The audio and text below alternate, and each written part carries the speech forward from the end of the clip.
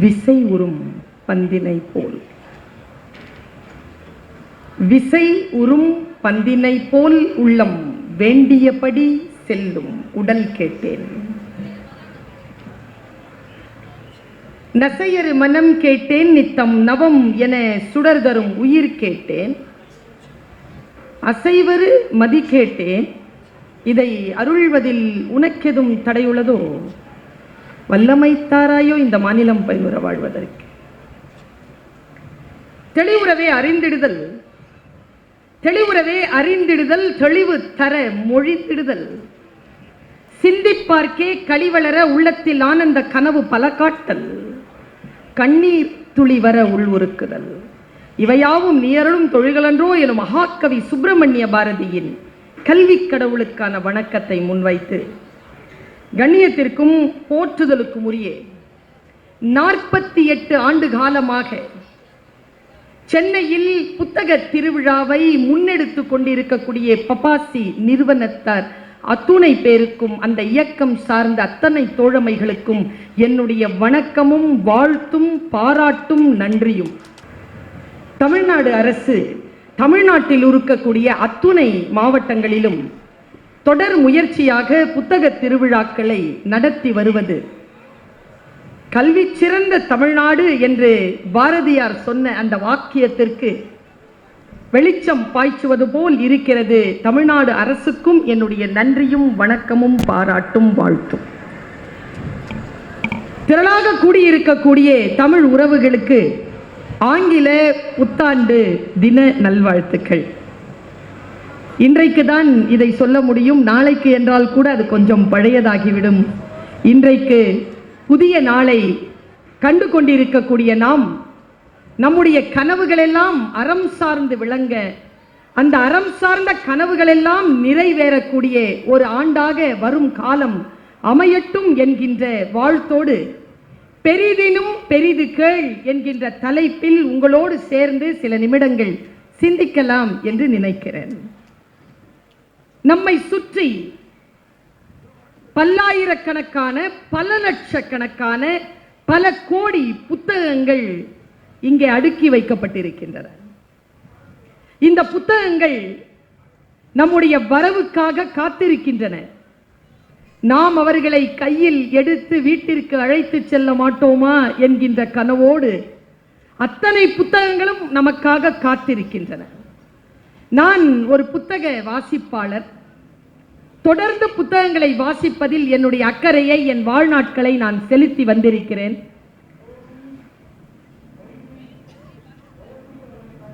நான் எத்தனையோ புத்தகங்களை வாசித்துக் கொண்டிருக்கிறேன். இன்னும் வாசிப்பதற்கான புத்தகங்கள் என்னுடைய வீட்டிலே என் பார்வையில் காத்து கொண்டிருக்கின்றன. அவை எல்லாவற்றையும் படித்து முடித்து விட வேண்டும் என்கின்ற பேரார்வத்தோடு என்னுடைய வாழ்நாட்கள் கழிந்தபடி இருக்கின்றன. எந்த புத்தகங்கள் இவை? நான் என்னுடைய பேச்சை தொடங்குகின்ற பொழுது எப்பொழுதும் ஒரு விஷயத்தை சொல்லுவேன். யாருடைய உதடுகளில் ஒளிந்து கொண்டிருக்கக்கூடிய சொல் நம் வாழ்க்கையை மாற்றும் என்று நமக்கு தெரியாது.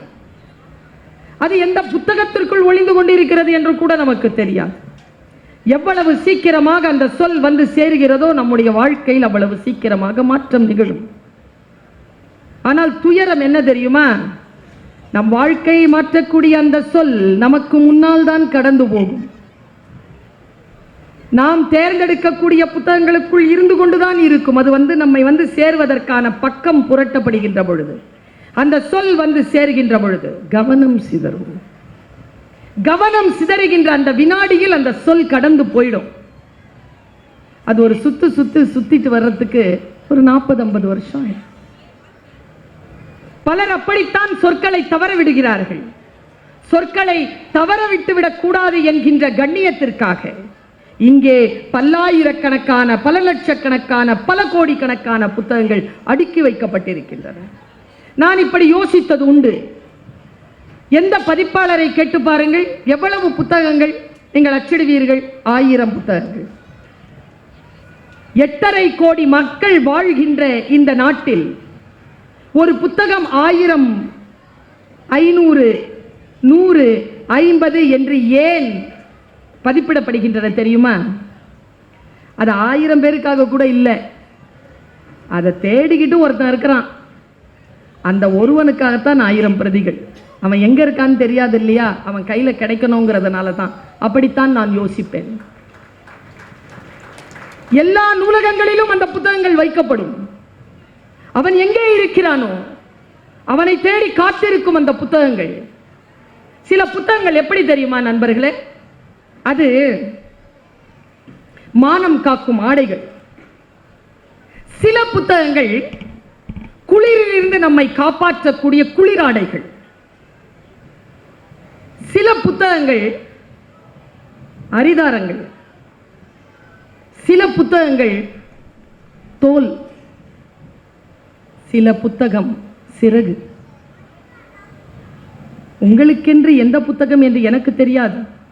என் பிரார்த்தனை எல்லாம் இந்த புத்தாண்டில் உனக்கான புத்தகம் எதுவாக இருக்கிறதோ உன் புத்தகம் உன்னை அடையவும் நீ அந்த புத்தகத்தை அடையவும் பெரிய ஒரு பிரார்த்தனையை, பெரிய ஒரு வாழ்த்தை இதோ நான் இந்த மேடையில் இருந்து சொல்லுகிறேன்.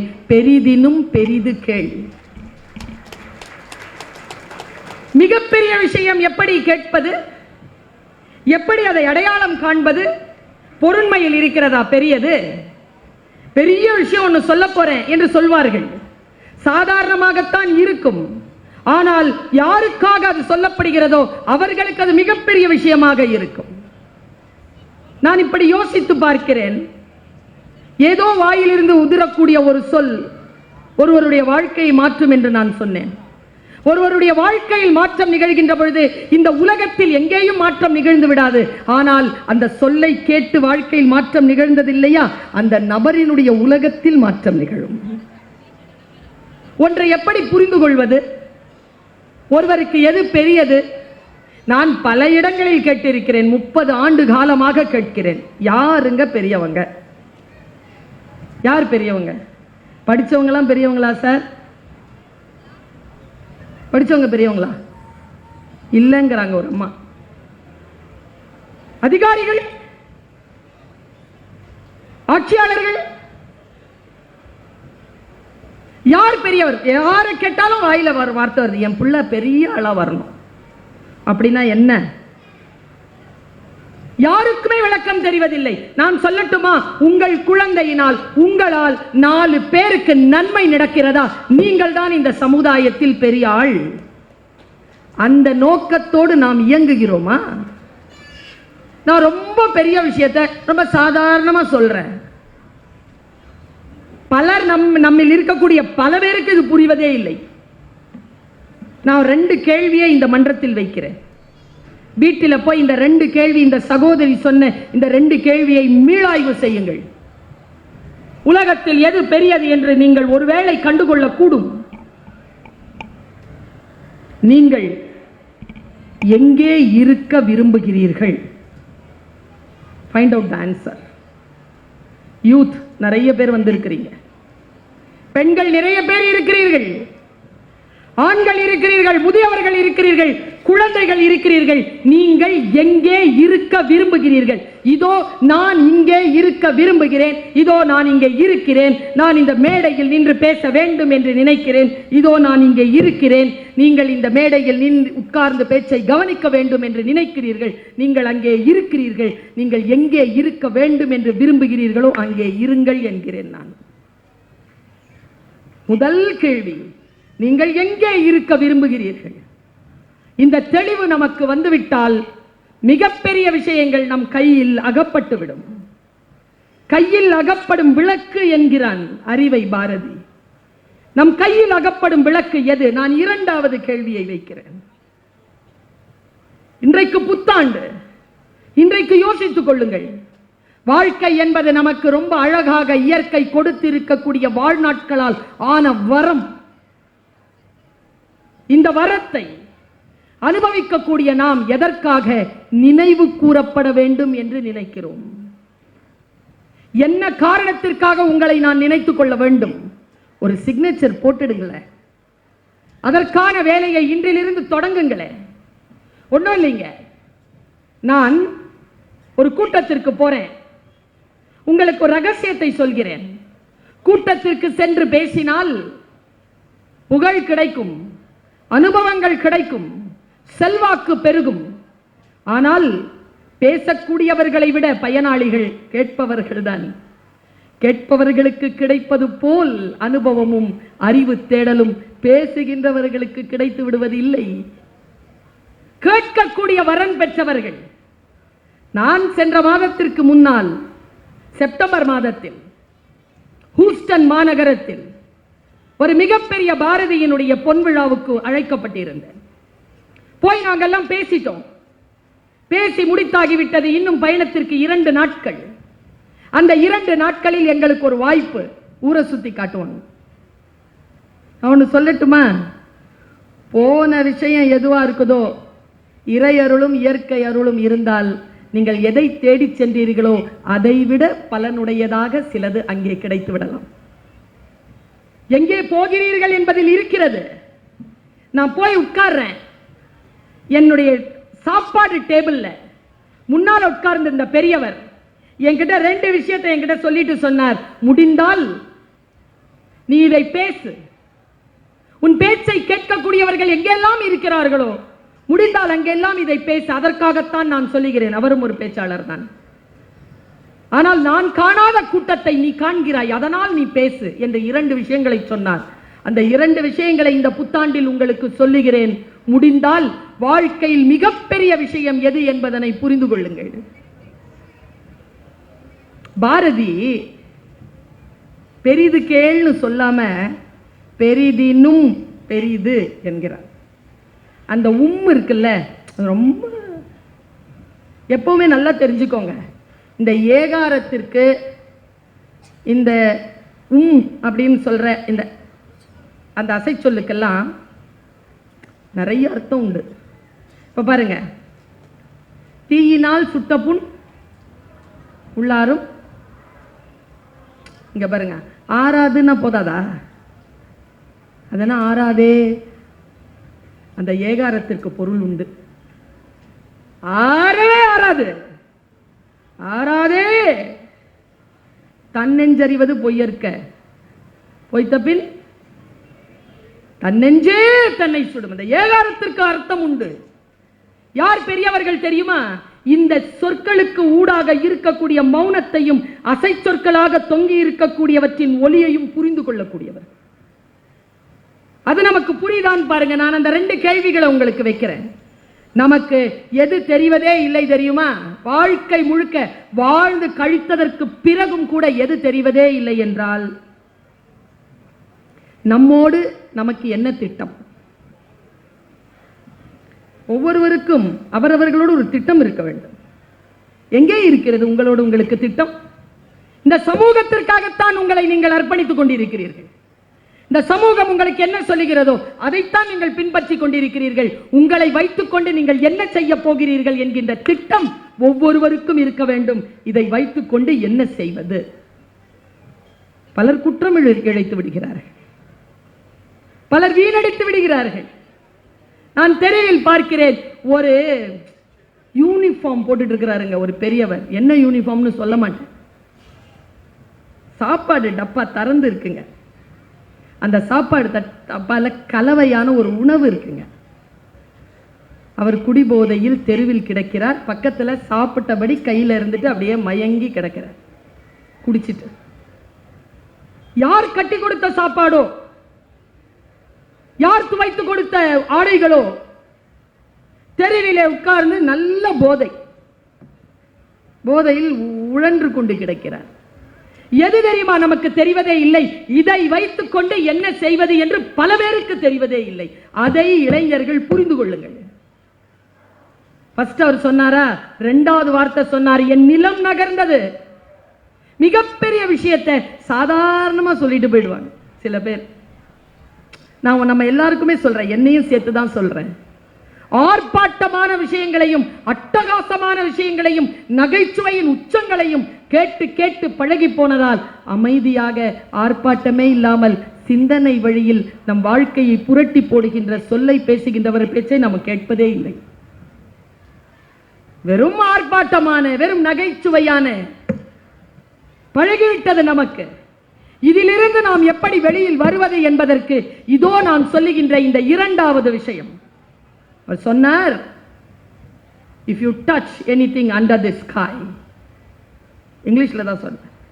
If you touch anything under the sky it has its own price tag. என்ன அர்த்தம்?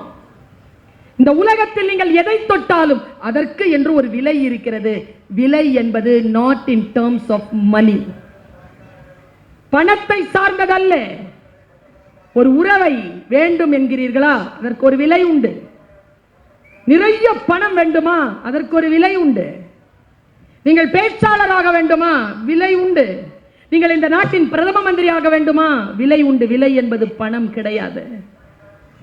எதை நீங்கள் விடுகிறீர்கள், எதை நீங்கள் பெற்றுக்கொள்கிறீர்கள், எதை நீங்கள் தியாகிக்கிறீர்கள், எங்கே நீங்கள் களமாடுகிறீர்கள், எல்லாம் நீங்கள் தரக்கூடிய விலைதான். மடோனா சொன்னாங்க, ஐ பே ஃபார் மை ஃபேம். அவங்களுடைய வர்டிக்ட், சாகும் பொழுது அவர்கள் எழுதி வைத்த குறிப்புகளிலே கண்டுகொண்ட விஷயம், ஐ பேட் ஃபார் மை ஃபேம் என்று எழுதினார். எதை நீங்கள் தந்தாலும் தொட்டாலும் அதற்கு ஒரு விலை உண்டு என்று சொன்னார் அந்த பெருந்தகை. நான் இந்த இரண்டு விஷயத்தையும் உங்களுக்கு முன்னால் விதையாக வீசியிருக்கிறேன். எனக்கு விதை பிடிக்கும். ஏன் தெரியுமா? விதை போல் ஒரு கலக பொருள் இந்த பூமியிலேயே கிடையாது. அது பூமியில் விதைத்தால் பூமியின் அத்தனை மரபுகளையும் மீறி, அத்தனை அறிவியல் விஷயங்களையும் மீறி, புவி ஈர்ப்பை மீறி பிளந்து கொண்டு வெளியில் புவி ஈர்ப்பு விசைக்கு எதிராக கிளம்புகிறது. அதுபோல் ஒரு கலகத்தை நான் பார்த்ததே இல்லை. நாம் வீரியமுள்ள விதையாக இருக்கிறோமா? நாம் எங்கிருந்து தொடங்குவது நம்முடைய வாழ்க்கையை? ஒன்றும் இல்லை, நான் இந்த வார்த்தையை சொல்றேன். நீங்க ஏன் தெரியுமா புத்தக திருவிழாவுக்கு வரணும்? சொல் புரியணும். எந்த சொல் இருந்தாலும் முகத்திலேயே காட்டக்கூடாது உணர்ச்சியை. புரிஞ்சுக்கிட்டு என்ன களமானோன்னா அப்புறமா களமாடு. புரிஞ்சுக்கோங்க முதல்ல. ஆங்கிலத்தில் எனக்கு ரொம்ப பிடித்த சொல் அண்டர்ஸ்டாண்டிங். அப்பா, நான் மொழி ஆசிரியர், சிலாகிக்கிறேன் அந்த வார்த்தையை. I stand under you, what you say. நான் புரிந்து கொள்கிறேன்.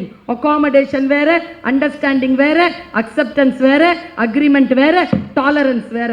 பெண்கள் எல்லாத்தையும் கூட்டாஞ்சோறுமாய் வச்சுக்காதீங்க. நான் உன்னை புரிந்து கொள்கிறேன், ஏற்றுக்கொள்ள மாட்டேன். நான் இடமளிக்கிறேன், ஏனென்றால் சகித்துக் கொள்கிறேன், ஏனென்றால் நான் உன்னை நேசிக்கிறேன். கிளாரிட்டி இன் தாட்ஸ் மிகப்பெரிய விஷயம்.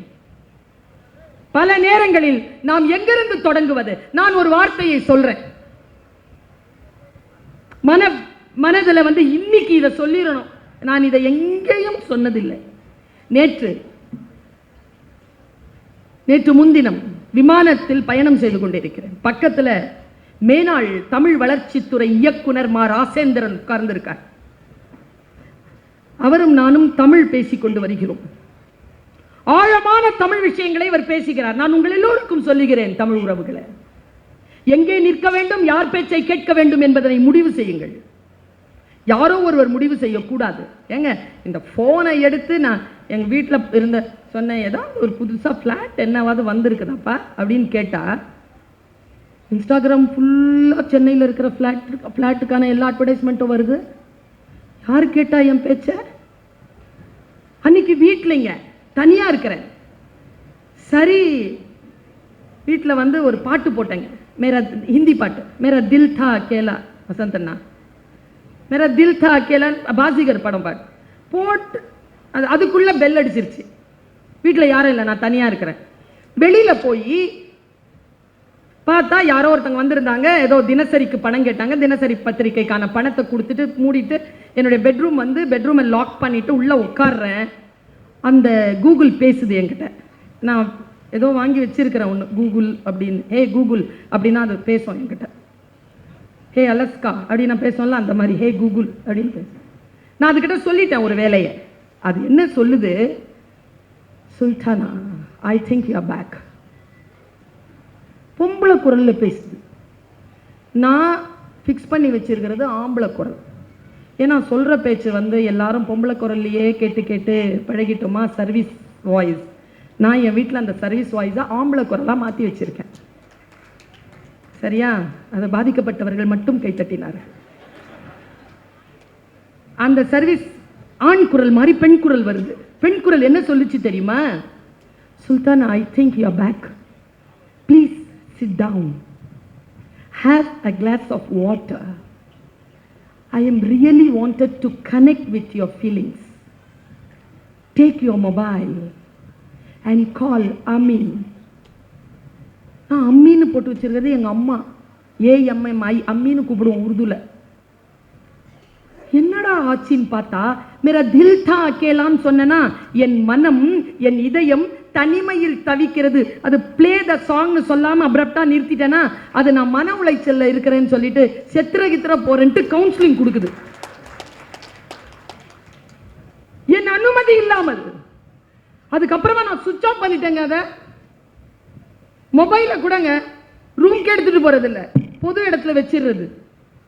ஆனா நாம தான் வைக்க முடியாத. பல பேர் பாத்ரூம்ல கூட எடுத்துட்டு போறாங்கன்னு ஏன்னு கேட்டேன். தனியா போறதுக்கு பயம். நாங்க சைக்காட்ரிக்ஸ் இல்லையா, போனை தனியா விட்டுட்டு போறதுக்கு பயம். ஏன் கை தட்டுறீங்கன்னு எனக்கு தெரியல. ஏதாவது மாத்தணும்ல, நாம எங்கேயாவது நிறுத்தணும்ல. நாம எங்க பெரிய விஷயம் பேசிட்டு இருக்கிறேன், நான் அமைதி குலைகின்ற விஷயங்களை பேசிக் கொண்டிருக்கிறேன். இந்த நானும் ராஜேந்திரன் ஐயா அவர்களும் பேசிக்கொண்டே வரும்பொழுது ஒரு சின்ன ஒரு கான்வர்சேஷன், அப்படி ஒரு பிக் பேங் தியரி மாதிரி இப்படி வெடிச்சுதுங்க. விமானம் போயிட்டு இருக்க, அவர் மெதுவான குரல்ல பேசுறார். 73 வயது ஐயாவுக்கு, தமிழ் அறிஞர். என்கிட்ட இப்படி ஏதோ ஒன்று பேசிட்டே இருக்கும்போது எனக்கு மனசுக்குள்ள காட்சிகள் விரியுது. பாருங்க, நம்ம வாழ்க்கை எவ்வளவு பெரிய சோகம்னு காலையில் எழுந்திருக்கிற எல்லாருக்கும் தெரியும் இல்லை?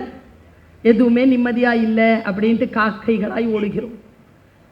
உங்களுக்கு தெரியுமா, குயிலுக்கு, காக்கைக்கு, பச்சை பறவைகளுக்கு இருக்கக்கூடிய பிரச்சனை தெரியுமா? நமக்கு தெரியாது. உதாரணத்துக்கு சொல்றேன். பறவைக்கு, நம்ம வீட்டில் வந்து நான் வெஜிடேரியன் சமைக்கிறவங்களுக்கு முட்டை கோழி அப்படின்னு சொன்னா ரொம்ப பிடிக்கும். முட்டை கோழியை வந்து சமைப்பாங்க. முட்டை கோழின்னா என்ன அர்த்தம்னா, அது முட்டை போட்டிருக்காது, ஆனா போடுற லெவல்ல இருக்கும். நிறைய அது உள்ள எடுத்து பார்த்தீங்கன்னா நிறைய முட்டைகள் இருக்கும். அது முட்டை கோழி சாப்பிட்றது. என்னைக்காவது அந்த ஆயும் பொழுது, அந்த கறி ஆயும் பொழுது யாரேனும் ஓடுடைய முட்டையை கண்டெடுத்திருக்கிறோமா? ஓடு இருக்கிறது இல்லை முட்டைய கோழிக்கிட்ட. அப்போ அந்த கோழிக்கு ஓடு எப்போ வருது? முட்டை வெளியில் வருகின்ற சில நிமிடங்களுக்கு முன்னால் தான் ஓடு கட்டுமா. இப்போ நான் இதெல்லாம் விட்டுறேன், இதெல்லாம் சயின்ஸ், நீங்கள்லாம் பார்த்துக்கோங்க. எனக்கு எங்கே கவலை தெரியுமா, அந்த ஓடு கட்டிய உடனே அது வந்து முட்டை போட்டாகணும். பல பறவைகள் ரொம்ப திட்டமிட்டு கூடு கட்டி கொள்ளும். கூடு கட்டவே தெரியாதுங்க ஒரு பறவைக்கு. குயில் அது எப்படிங்க போய் அந்த முட்டையை அந்த நிமிடத்திற்குள்ள போய் அந்த காக்கையினுடைய வேறு ஒரு கூட்டை தேடும்? எப்படிங்க தேடுது? அது தேடுறதுலயும் அது முட்டை போட்டிருக்கணும். அது முட்டை இல்லைன்னா இந்த முட்டையை அக்செப்ட் பண்ணாது காக்கா. அது முட்டை போட்டிருக்கணுமா, அதுலயும் அது அடை காட்டு இருக்கணும். அடை காக்கிற காக்கா முட்டையை விட்டு போவே போவாது. அப்போ அடை காக்கிற முட்டையும் இருக்கணும், காகமும் இருக்கக்கூடாது, அந்த கூட்டையும் கண்டுபிடிக்கணும். இத்தனையும் அந்த 1 மணி நேரத்தில் அந்த பறவை செய்யணும். அது என்ன பண்ணுமா, ஆண் பறவையை சேர்த்துக்குமா. ஆண் பறவையை சேர்த்துக்கிட்டு அது போய் அந்த இடத்தை லொக்கேட் பண்ணிட்டு, ஆண் பறவை அந்த காகம் இருக்குல்ல, அந்த காகத்தை, அந்த பெண் காகத்தை சீண்டி அதை அந்த கூட்டிலேருந்து கிளப்பி தூரமாக கொண்டு போகுமா. அது அதை அதை தூரமாக கொண்டு போகிற அந்த நிமிடங்கள் இருக்குல்ல, அந்த நிமிடங்களுக்குள்ள இந்த குயில் அந்த இடத்துல முட்டையிடுமா. கொஞ்சம் நினைச்சு பாருங்க இந்த ஸ்ட்ரகிள். இந்த ஸ்ட்ரகிளை நினைச்சு பாருங்க நீங்க. அந்த முட்டை போட்டுட்டு அது வந்துடும். அம்மா அப்பா 2 பேரும் வந்துட்டு தூரத்துல இருந்து பார்க்குமா. இதுல எங்க தெரியுமா ஸ்ட்ரகிள் ஆரம்பிக்குது? முட்டை போட்டதுக்கு பிறகு அம்மா அப்பாவுக்கு ஸ்ட்ரகிள் தீந்துருச்சு, ஆனா அந்த முட்டைக்கு ஸ்ட்ரகிள் ஆரம்பிக்குது. இந்த முட்டை இருக்குல்ல, அது அடை காக்கிறதுக்கு பிறகு கொஞ்ச நாள்ல அது வெளியிலிருந்து குஞ்சு வரும். குஞ்சு வரும் பொழுது காக்காய்க்கு தெரியாது இது தன் குஞ்சு இல்லைன்னு. என்ன ஆகும்னா, அந்த குஞ்சு வெளியில வந்ததுக்கு அப்புறமா குஞ்சுகள் வாய் திறக்கும்ல, வாய் திறக்கும் போது காக்கா வந்து சோறு விட்டும்ல, அப்போ ஒவ்வொரு குஞ்சும் சத்தம் போடும்ல, அப்படி சத்தம் போடும்போது குயில் குஞ்சு சத்தம் மட்டும் கொஞ்சம் வித்தியாசமா இருக்குமா. அந்த காக்கை குஞ்சுகள் வாய் திறந்து திறந்து சத்தமிட்டு தாயினுடைய அந்த உணவை வாங்கி கொண்டிருக்கும் பொழுது இந்த குயில் குஞ்சு இருக்குல்ல, அதுவும் கத்தும் தானே, பசின கத்தும் தானே. அப்படி பசியில கத்தும் போது காக்கா இருக்குல்ல, அது சோறு போடுறத நிறுத்தி அந்த குஞ்சை பார்க்குமா, என்ன டிஃப்ரெண்டா கத்துற, எங்க நம்ம ஃபேமிலி வாய்ஸ். அது மறுபடியும் அதே வாய்ஸ்ல கத்தும் போது அது தொண்டையில காகம் தன்னுடைய அலகினால் கொத்துமா. கொத்தும் போது ஒரு கத்தம் பாருங்க, அந்த கத்து வந்துருச்சுன்னா, அந்த வலிக்கு கத்து வந்துருச்சுன்னா அடுத்த ஓரிரு நாட்கள்ல அந்த குஞ்சு அந்த கூட்டை விட்டு பறந்து போயிடும், இல்லைன்னா சைலண்டா தான் இருக்கும். அதனால்தான் பாரதி பாட்டி செய்த பொழுது பராசக்தியிடம் கேட்ட பொழுது, தாயே அந்த கத்தும் குயிலோசை சற்றே வந்து காதில் பட வேண்டும். எதுக்கு? வலியில் வேதனையில் அடையாளம் தெரியாத யாரோ ஒருவருடைய அரவணைப்பில் தன்னுடைய வாழ்க்கை இனியும் இருக்காது, அடுத்து நான் வாழ்க்கையை சந்திக்க போகிறேன் என்ற பொழுது உள்ளிருந்து பீரிட்டு எழுகின்ற அந்த கத்துகின்ற ஓசை இருக்கு இல்லையா, அது கவிஞன் காதுகளுக்கு கேட்கிறது, எழுத்தாளரின் காதுகளில் விழுகிறது. அந்த ஓசைதான், அந்த ஓசையை எழுதுகிறான் ஒரு புலவன். இங்க தர்வேஷ் சார் உட்கார்ந்திருக்கார்ல, இவரை நம்மில் பல பேருக்கு தெரியும், பல பேருக்கு தெரியாது. யார் இவர்? ஒரு ஆட்சி பணியில் இருக்கின்றவர். அவர் நான் எல்லாம் நேரடியாக உட்கார்ந்து பேசக்கூடிய வாய்ப்பு கூட பெற்றவள் இல்லை. ஆனால் பெரம்பலூர் என்கின்ற இடத்தில் கல்வி என்பது மிக பெரிய கடினமான ஒரு பணியாக இருக்கக்கூடிய சூழ்நிலையில் ஆட்சி பணியில் சென்று உட்கார்ந்த அந்த நேரத்தில் அங்கே புத்தக திருவிழாவை வெற்றிகரமாக நடத்தி காட்டி அந்த இடத்தில் கல்வியை, வாசிப்பு பழக்கத்தை முன்னிறுத்திய பெருந்தகை இன்னைக்கு வந்து உட்கார்ந்திருக்கார். யாரோ ஒருவர் செய்கிறார்கள், அவர்களுக்கு கத்தும் குயிலோசை கேட்டு விடுகிறது. எங்கோ யாரோ கதறிக்கொண்டிருக்கிறார்கள், அவர்களுக்கான ஆதரவு வேண்டும் என்று அவர்களுக்கு புரிந்து போகிறது. ஒன்று சொல்லுகிறேன், இன்றைய நாளில் சொல்லுகிறேன், தாந்திரா என்கின்ற ஒரு புத்தகத்தில் ஓஷோ சொல்லுகிறார், சோகமாக இருக்காதீர்கள். உங்கள் வாழ்க்கையில் நீங்கள் செய்யக்கூடிய ஆகப்பெரிய குற்றம் சோகமாக இருப்பதுதான். மகிழ்ந்திருங்கள், மகிழ்ச்சியாக இருங்கள், மகிழ்வதற்கான வாய்ப்பை தேடாதீர்கள். வாழ்க்கையின் உயிரோடு இருக்கக்கூடிய வினாடிகளே மகிழ்வதற்காகத்தான் தரப்பட்டிருக்கின்றன என்று எழுதுகிறார் ஓஷோ. நான் இப்படி யோசிக்கிறேன், சீசர்ங்கிற ஒருத்தனை எனக்கு ரொம்ப பிடிக்குங்க, அவனை ஜூலியட் சீசர். நான் ஒரு மோட்டிவேஷனல் ஸ்பீக்கர், எதை பார்த்தாலும் அதுல ஏதாவது ஒரு மோட்டிவேஷன் இருக்கான்னு பார்ப்பேன். நான் மண்டை கிளம்பி வெளியில் வருகிறது விதைன்னு சொன்னேன்ல, அந்த மாதிரி நான் அப்பன் தோண்டிய கிணறு என்பதற்காக உப்பு தண்ணீரை எல்லாம் குடிப்பதில்லை. நான் யோசிப்பது உண்டு, எது சரியோ அதை அந்த வழியில் போவது உண்டு. இறை நம்பிக்கை கொண்டவள் நான், இதை சொல்லுவதில் எனக்கு எந்த வருத்தமும் இல்லை. யோசித்து பார்த்தால் நாம் எந்த இடத்தில் நம்முடைய சிந்தனையை செலுத்துகிறோம் அந்த இடத்தில் ஒன்றும் இல்லைங்க. சாதாரணமான வறுமையான மாநகராட்சி பள்ளிக்கூடத்தில் கூட படிக்க வைப்பதற்கு சாப்பாடு கொடுத்து அனுப்ப கூட முடியாத வறுமையான குடும்பத்தில் பிறந்தவள் நான். ஒரு விஷயத்தை மட்டும் புரிஞ்சுக்கிட்டேங்க, ஒரு விஷயம் தான் என் ரகசியம். பெரிய விஷயம் எனக்கு, உங்களுக்கு சின்ன விஷயம். திருடாதே பாப்பா, திருடாதே. வறுமை நிலைக்கு பயந்து விடாதே, திறமை இருக்கு மறந்து விடாது. எப்போ? 10 வயசுல கேட்ட பாட்டு, 14 வயசுல கேட்ட பாட்டு. நீ உன்னை அறிந்தால் உலகத்தில் போராடலாம், உயர்ந்தாலும் தாழ்ந்தாலும் தலை வணங்காமல் நீ வாழலாம். சொற்கள் தான். எனக்கு சீசரை ஏன் பிடிக்கும் தெரியுமா? சீசர் பேச்சாளராக வர்றதுக்கு, பேச்சு பயிற்சி பண்றதுக்காக எத்தனையோ கிலோமீட்டர் தாண்டி கடல் பயணம் செய்கிறான். வரலாறு போகும்போது கடற்கொள்ளையர்கள் பிடிச்சிடுறாங்க அவன் ஒரு தளபதி, அவ்வளவுதான். கடற்கொள்ளையர்கள் பிடித்தவுடன் அவனுடைய சின்ன அந்த இடத்துல நடந்த ஒரு சின்ன விஷயத்தை மட்டும் சொல்லிடுறேன். உங்களில் யாரெல்லாம் சீசருடைய மனநிலையோடு இருக்கிறீர்கள்னு பாருங்க. அவ்வளவுதான் லைஃப். முடிஞ்சது. கடற்கொள்ளையர்களால் பிடிக்கப்பட்டு பிடிச்சி இழுத்துட்டு போறாங்க. கூட 18 பேர். அவன் சொல்றான், இவர் தளபதி. சரி, 20 டாலன்ஸ், 20 டாலண்டுகளை கொடுத்து உன் தலைவனை கூட்டு போ. சார் 12 நாள் ஆகும் போறதுக்கு. போயிட்டு வா, உயிரோடு வச்சிருக்கோம். 12 நாள் முடிஞ்சிருச்சுன்னா போறதுக்கு 12, வரதுக்கு 12, 24 நாள் முடிஞ்சிருச்சுன்னா கொலை பண்ணிடுவோம். அப்ப சிரிச்சுக்கிட்டே சொன்னானா சீசர், யோ பிடிச்சிட்ட, என்ன 20 டாலண்டுங்கிற, ஒரு 50வது கேளுடா டே, 20 கேட்குற, சரி 50. போனாங்க. அவன் வரலாற்று ஆசிரியர்கள் எழுதுகிறார்கள், அவர்கள் திரும்பி வருகின்ற வரைக்கும் அவன் அந்த கப்பலிலே ஒரு அடிமை போலவே இல்லை, ஒரு அதிகாரியாகவே வாழ்ந்தான். அவன் எல்லார்கிட்டையும் சொல்றான், என்னை கொன்னுடுங்கப்பா, இல்லைன்னா அவங்க வந்துட்டு நீ என்னை விட்டுட்டேன்னா அவங்க எல்லாரையும் நான் கொன்னுடுவேன்னு சொல்லியிருக்கான். அவர்கள் வருகிறார்கள். 50 டாலண்டுகளை வாங்கி அவன் விடுதலை செய்யப்படுகிறான். பக்கத்தில் இருக்கக்கூடிய அந்த நகரத்திற்கு அவன் போய், அங்கே கடற்கொள்ளையர்கள் உங்கள் பகுதியில் இருக்கிறார்கள், நான் இந்த நாட்டின் தளபதி, எனக்கு கடற்படையை தாருங்கள், நான் அவர்களை வென்று வருகிறேன். போய் அந்த 32 பேரையும் பிடிச்சு அந்த ஊருக்கு கொண்டு வந்து 32 பேரையும் சிலுவையில் ஏற்றினான் என்று வரலாறு சொல்கிறது. What a man, what a hero. நீங்களும் நானும் தான் வாய்ப்பு கிடைக்கின்ற பொழுது அந்த பெரிய விஷயத்திற்கு ஆம் சொல்லுகிறோமா, சிறிய விஷயத்திற்கு சரி என்று சொல்லுகிறோமா என்பதில் தானே நம்முடைய வாழ்க்கை சிக்கிக் கொண்டிருக்கிறது. நான் ரொம்ப நுட்பமான ஒரு விஷயத்தை சொல்றேன். தலைமுறையை காப்போம். இன்றிலிருந்து முயற்சி. நீங்க என்ன நினைக்கிறீங்க, இந்த புத்தகங்கள் எல்லாம் நமக்கானவையா? இல்லை, நம் தலைமுறைக்கானவை.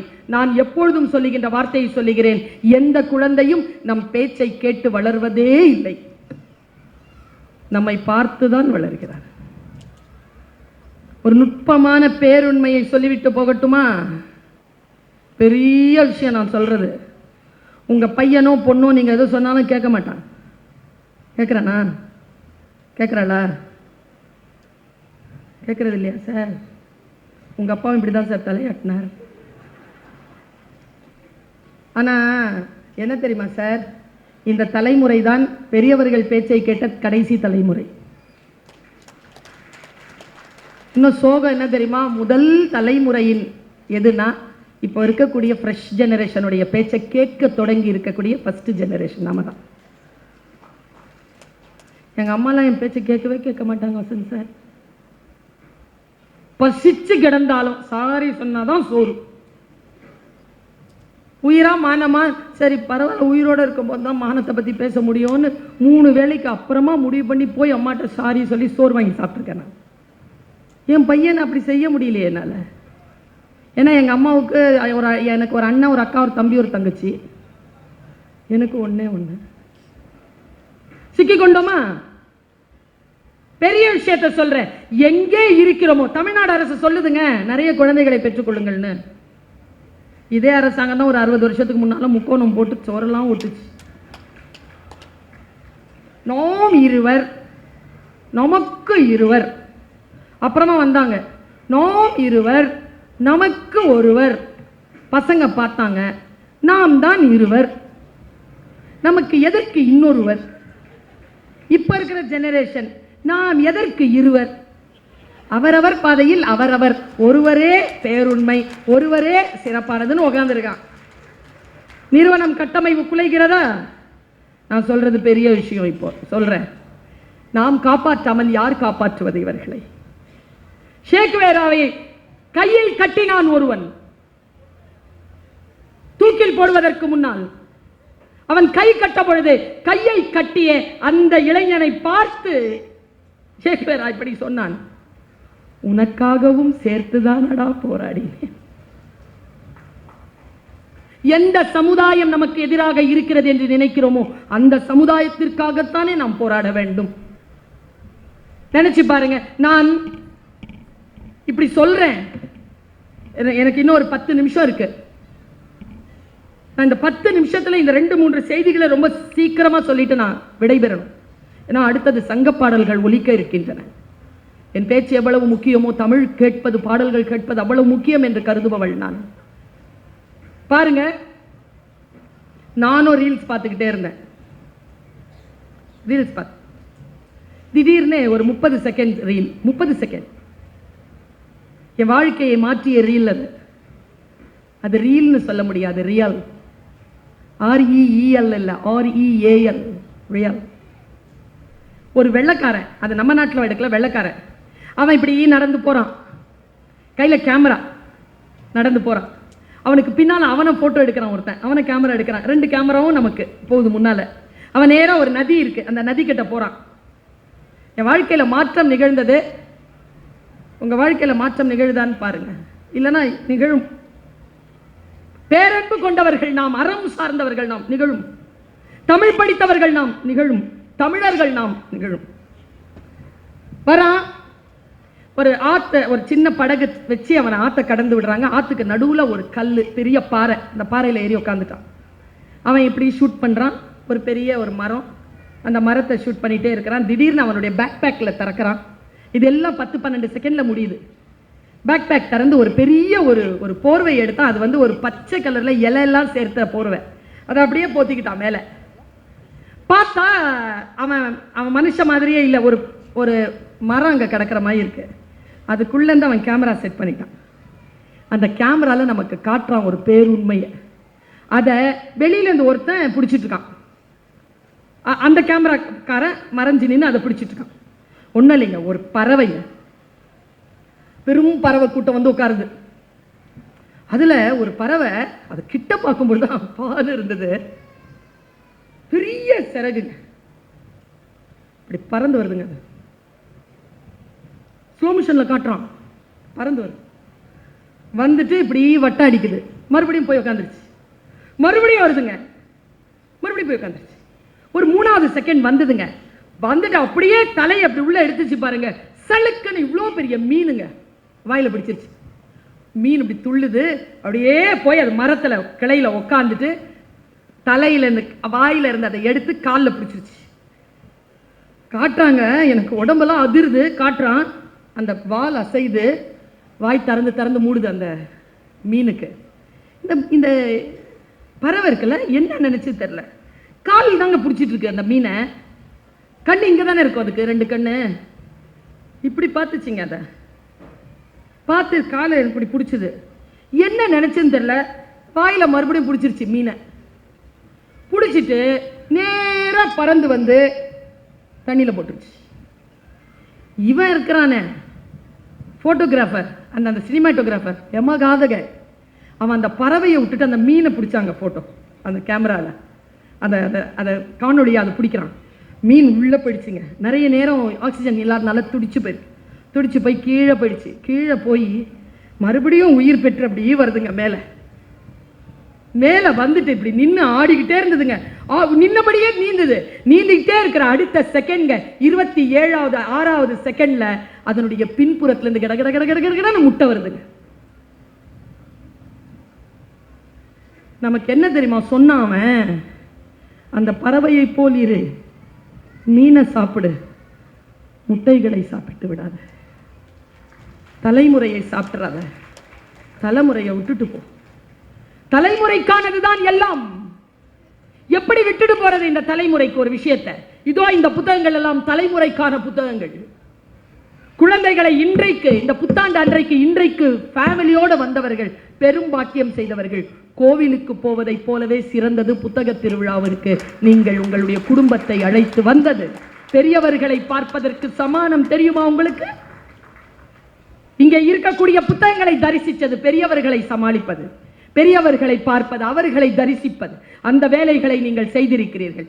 இன்னும் அரை விஷயம் இருக்கிறது. 6:55 சரியாக 7 மணிக்கு முடிக்கிறேன். ஒரு அரை விஷயம்தான். நான் இந்த சகோதரி சொல்வதை வீட்டில் போய் கொஞ்சம் எழுதி பாருங்க. ஏன்னா சொற்கள் அவ்வளவு சீக்கிரமாக புரிவதில்லை. எண்ணங்களுக்கு பலம் உண்டு, ரொம்ப பலம் உண்டு. நீ எதை தேடிக்கொண்டிருக்கிறாயோ அது உன்னை தேடுகிறதுன்னு அடிக்கடி சொல்வேன். ரூமி, மரணத்தை தேடுகிறீர்களா? வந்துரும். வாழ்க்கை வரும். நீ எதை தேடுகிறாயோ அது உன்னை தேடுகிறது. நான் இதை போய் காலேஜில் சொன்னேன். 17-18 வயசு பசங்க ஒருத்தன் நின்று கத்துறான், நிஜமாவா மேடம்? நான் எதை தேடுகிறேனோ அது என்னை தேடுகிறதா? டேய், நான் சொல்ல வந்தது வேறடா. அவரவர்களுக்கு ஏற்றது போல் தானே புரிந்து கொள்வார். ரொம்ப முட்டியில் அடிப்படும் 12 வருஷமா பயந்துட்டு இருந்தேன். அடிபட்டுச்சே 12 வருஷத்துக்கு அப்புறமா. எதை நீ தேடுகிறாயோ அது உன்னை தேடும். நயாகராவை தொட்டு பார்க்கணும்னு நினைச்சுக்கிட்டே இருந்தேங்க. 10 வருஷம் தொட்டு பார்த்துட்டேனே. தீவிரத்தன்மை பெரிய விஷயம். நான் சொல்றது, எதை நினைத்தாலும் ஆசைப்படுவது வேறு, ஆசையில் தீவிரத்தன்மை வைப்பது வேறு. இங்க இருக்கிறவங்க எத்தனை பேருக்கு கார் ஓட்ட பிடிக்கும்? லக்ஸுரி கார், நல்ல 80ல தனியா நல்ல மியூசிக் போட்டுட்டு வண்டி ஓட்டிட்டு போன எத்தனை பேருக்கு பிடிக்கும்? எத்தனை பேருக்கும் பிடிக்கும்ல. எங்க தெரியுமா மிஸ் பண்றோம்? பெரிய விஷயம் நான் சொல்றது, குட்டியா தான் தெரியும். யாருக்கார அதுல டீடைலிங் இல்லைன்னா கார் கொடுக்கும் இயற்கை. உங்களுக்கு பீச் ரோட்ல கண்டிப்பா தனியா மியூசிக் போட்டு ஓட்டிட்டு வர வாய்ப்பு கொடுக்கும். ஆனா அது உங்க காரா இருக்காது. ஏன்னா நீங்க அதை கேட்கல. எதை கேட்டாலும் டீடைலிங்கா கேளுங்க. அப்படி விழிப்புணர்வோடு இருங்க. விழிப்புணர்வோடு நாம் இருப்பதற்கு நமக்கு தடையாக இருப்பது எது என்பதை தேடுங்கள். நான் சொல்லுகின்ற இந்த விஷயத்தை நீங்கள் உங்களுடைய டைரிகளில் இன்றைக்கு எழுதி வைத்துங்கள். உன் காரணங்களால் நீ தோற்கடிக்கப்படுகின்ற பொழுது அந்த காரணங்களின் மீது மட்டும் உனக்கு சந்தேகம் வராதது ஏன்? உனக்காக உனக்காக உனக்காக அவனுக்காக அவளுக்காக இல்லை.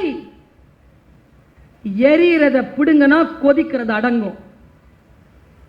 எதை இழுக்கிறது? உன்னிலிருந்து தொடங்கு. எப்படி என்னிலிருந்து தொடங்குவது? இதுதான் நான் கடந்த 3 மாதங்களாக என்னுடைய மனம் ஆறுகின்ற வரைக்கும் இதை நான் சொல்லிட்டு, முக்கியமா பெண்கள், இளைஞர்கள், பெரியவங்க இருக்கிறோம் இல்லையா, அவங்களுக்கான வாழ்க்கையில பெரிய சோகம் எது தெரியுமா? மனமுறிவு. மனமுறிவு போல் சோகம் வேறு கிடையாது. ஆனா நமக்கு தெரியறதே இல்லை நம் குழந்தைகள் எப்படி அனுபவிச்சுட்டு இருக்காங்கன்னு. அவங்களுக்கு நடக்கிற ஒவ்வொரு பிரேக்கப்பும் ஒரு மனமுறிவு தான். அவ்வளோ வலிச்சு கிடக்குதுங்க. நமக்கு யார் யாரோ ஹீரோ. எனக்கெல்லாம் வந்தியத்தேவன் தான். ஆனா அந்த படம் பார்த்ததுலேருந்து நான் கனவுலலாம் வருவாங்க 9th ஸ்டாண்டர்ட்ல, ஏய் பேபி கம் அப்படின்னு பஞ்சக்கல்ல எனக்கு குதிரையிலலாம் வந்து கூட்டு போவான்னு நான் நினச்சேன். இப்போ படம் பார்த்துட்டு நினச்சேன், நல்ல வேலை வரல எப்பா. என் வந்தியத்தேவன் வேறு, என் ஹீரோ வேறு, என் புத்தகம் வேறு.